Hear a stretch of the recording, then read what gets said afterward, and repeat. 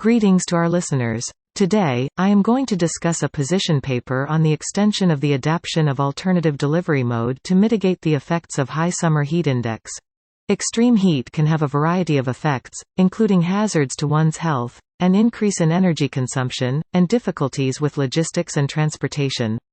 Organizations and communities may investigate alternative delivery methods in response to lessen these effects.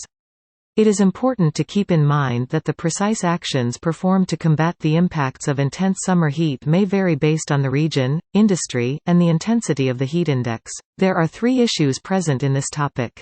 First is the health risks, particularly in vulnerable populations including the elderly, children, and people with pre-existing medical disorders. Extreme heat can result in heat-related illnesses such as heat exhaustion and heat stroke. Second is the environmental impact. Heat waves can harm ecosystems, intensify drought conditions, worsen air quality, and raise the risk of wildfires. The environment and biodiversity may suffer long-term impacts from these effects. Third is the infrastructure strain. Increasing electricity consumption brought on by air conditioning can overload power grids, resulting in brownouts or blackouts. Other infrastructure can be damaged by heat-related material expansion and contraction, which further compromises public safety and transit.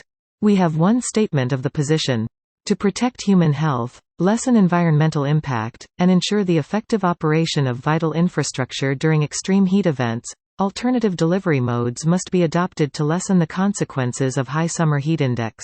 In order to gauge how hot it feels to a human body, the high summer heat index combines air temperature and relative humidity. It is a heat stress indicator that considers how moisture in the air affects how hot or cold we feel. During the summer, the heat index is frequently used to evaluate any potential health hazards related to exposure to high heat. In general, the expansion of the use of alternative delivery methods in response to high summer heat indexes represents a proactive and flexible strategy that puts the well-being of people first, reduces the impact on the environment, and ensures the effective operation of critical systems during extreme heat events. Now, I am going to present the supporting evidences or facts. First, health impact. Extreme heat events increase the risk of heat-related illnesses and mortality, according to a study published in the International Journal of Environmental Research and Public Health, underscoring the importance of taking precautions to limit exposure to high temperatures. Second, environmental impact. Alternative delivery methods can aid in lowering greenhouse gas emissions by streamlining transportation routes, consuming less fuel, and reducing traffic congestion, according to a report by the United Nations Framework Convention on Climate Change, UNFCCC. Third, economic benefits. Alternative distribution methods may assist lower energy consumption and peak electricity demand during hot weather, which would ultimately result in cost savings for both enterprises and consumers, according to a report by the International Energy Agency, IEA. Being physically present at school is important so that teachers may properly concentrate on their students and students can pay attention and engage in the discussion.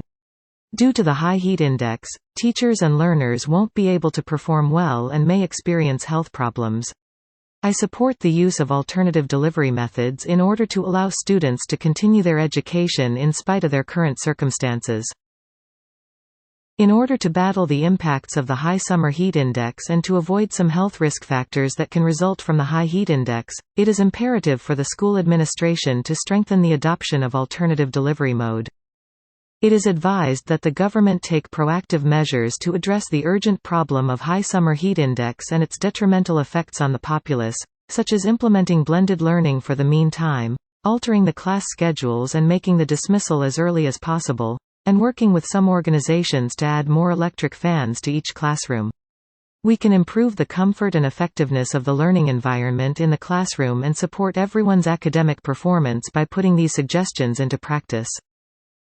Enhancing the ventilation systems in classrooms, such as installing or upgrading air conditioning units or fans to properly chill the space, is one potential solution. Additionally, limiting direct sunlight and minimizing heat gain can be accomplished by providing enough shading through window coverings or external shading structures.